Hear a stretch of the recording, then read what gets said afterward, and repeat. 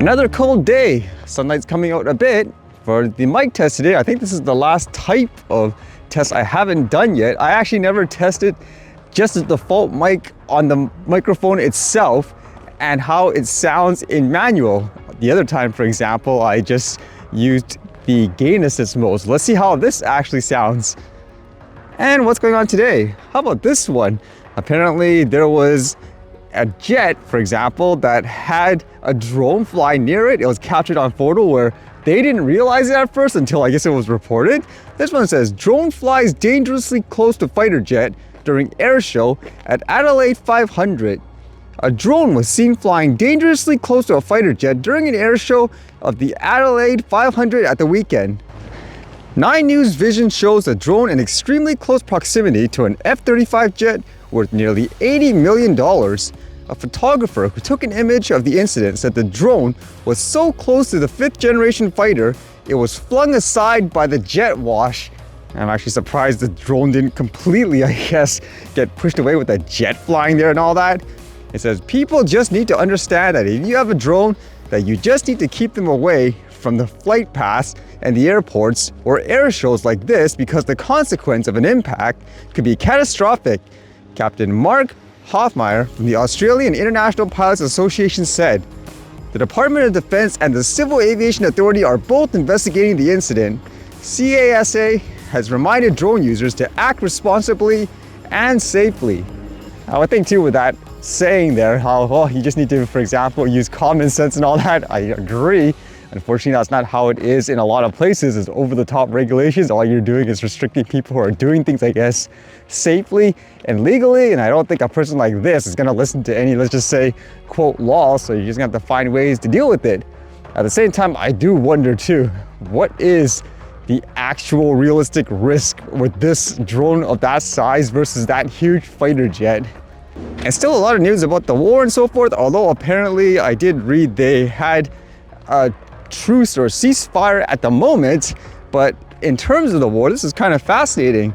You know, there's services like Starlink providing satellite internet service to various countries. So how about if one country determines, well, because of that, we can shoot down your equipment? This one says, must Starlink satellites aiding Ukraine could be legally destroyed by Russia, says space law expert. Commercial satellites like Elon Musk's Starlink could become legitimate targets during war if they help one side, a space law expert has warned. Under the Geneva Convention, countries involved in military conflicts are banned from attacking civilian objects. But experts say the lines are becoming increasingly blurred, with satellite companies leaving themselves open to attacks either through cyber warfare or missile strikes. Mr. Musk's Starlink satellite constellation has been helping Ukraine forces to launch drone attacks against Russian tanks, even though the billionaire has warned that the service was to be used for Netflix, not drone strikes. That's kind of interesting. Is that actually true? It says Russia, China, and the US have already tested anti-satellite missiles and have shown they have the capability to destroy satellites in orbit, while Russia has warned it will take action against private companies assisting enemy nations. Speaking this week at the UK Space Conference in Belfast, Major Jeremy Grunert of the US Air Force Judge Advocate General Corps said that the companies need to be careful about straying into conflicts. In the realm of the law of war, a nation needs to target military targets and to refrain from targeting civilian targets, he said. I would think too, for satellites in space, it's probably really hard to defend against it, isn't it? Because it's probably easier for a country to launch a missile there. I don't think in space they have counter, I guess, artillery, for example, to take it out or anything like that. I would imagine you'd have to try to hit it beforehand, correct? And wow, this plane is coming over me. It's really loud. And again, this mic is capturing everything. So I'm kind of curious how that is versus the lab setup anyways. And in terms of war, I was reading this where, again, apparently there is a ceasefire at the moment. It says Hamas mediator Qatar says truce with Israel will be extended 2 more days. Qatar's foreign ministry said on Monday that a truce in Gaza has been extended for 2 more days. An agreement has been reached to extend the humanitarian truce for an additional 2 days in the Gaza Strip, a foreign ministry spokesperson said in a post on social media platform X, formerly Twitter. Hamas on Monday said it agreed with Qatar and Egypt to a 2-day extension of the truce with an Israel under the same conditions as the previous 4-day ceasefire. And then it says, Earlier, 3 Egyptian security sources said Hamas was seeking a 4-day extension with Israel, wanted day-by-day extensions with negotiations continuing over which Palestinians would be freed from Israeli prisons. Egypt, Qatar, and the US have been acting as mediators since the hostages were taken as part of Hamas militants' attacks in southern Israel on October 7th. So let's see if that's a good sign for, I guess, this war to wrap up. All right, so that will be the interesting test for this anyways. Again, it's about finding that balance between getting the clear voice and having, I guess, some nice ambient sound without it being too distracting and all that.